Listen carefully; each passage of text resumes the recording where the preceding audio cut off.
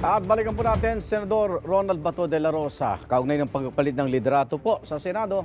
Senator, good morning. Good morning. Good morning, Igan. At sa ating mga taga-subaybay, good morning po. Kamusta na po kayo? At parang ang tingin sa inyo ni former Senate President Mig Zubiri na traitor daw siya dahil umiyak pa kayo, sinaluduhan niya kayo, then nalaman niya pumirma kayo dun sa resolution na ousting him, Senador.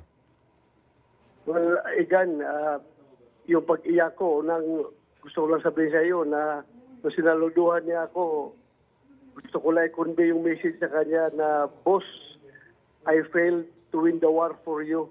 Kaya masama ang loob ko.